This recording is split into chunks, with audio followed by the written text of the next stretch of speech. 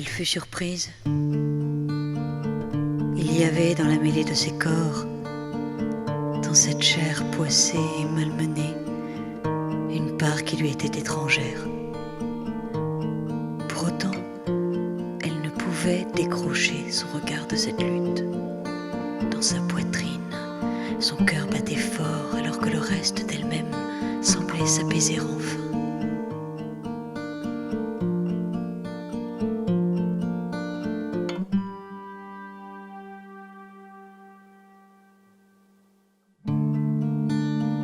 Après que le monstre brisa la nuque du héros, Ariane laissa échapper un cri inattendu. Ce bruit mat avait déchiré une part d'elle-même dont elle s'était fatiguée. À présent, elle semblait plus légère, presque insouciante du danger auquel elle était exposée. Comme un chat, elle bâillait d'aise.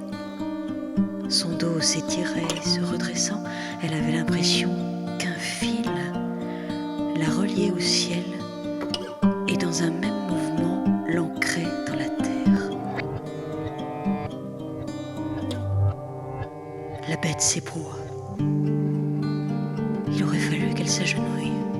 Il aurait fallu qu'elle pense les blessures du héros.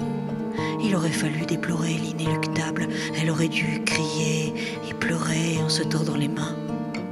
Mais non. Dans l'ombre du monstre, elle se tenait et s'y trouvait bien. Elle n'accorda aucune attention aux derniers mots du héros. Il était mort, et voilà. Rien ne s'inscrivait en elle. Rien à la hauteur de ce corps puissant qui entrait dans les temps afin de nettoyer ce que le sang avait souillé. Il lui tournait le dos. Ses épaules étaient larges et brûlées par le soleil.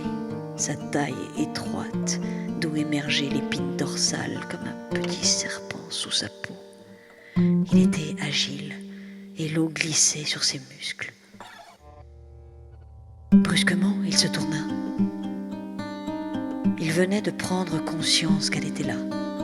Est-ce que c'était encore elle ?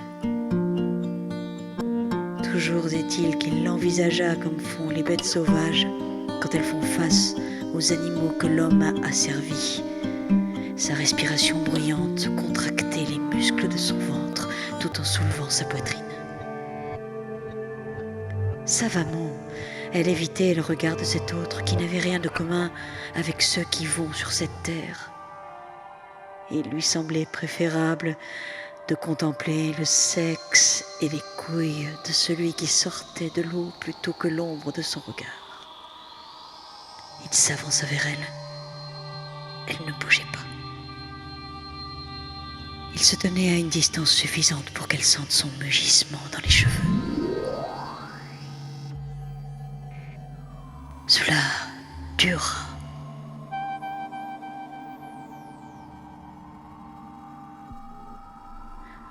Jusqu'au moment où, avec suffisamment de mondanité, elle dit « Je ne connais même pas votre nom ». Sans attendre, Ariane ajouta « À partir d'aujourd'hui, je vous appellerai Astérion ».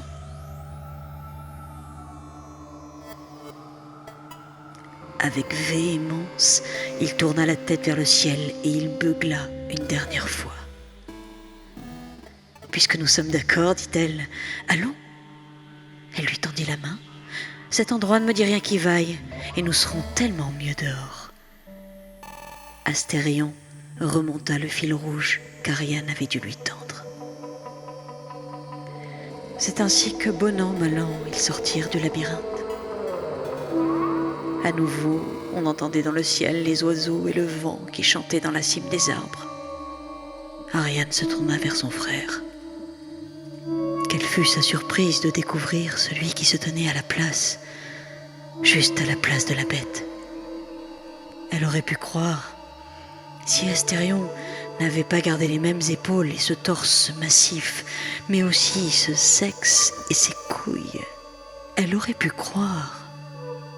Mais ce visage, le visage d'Astérion, était tout à fait celui d'un homme.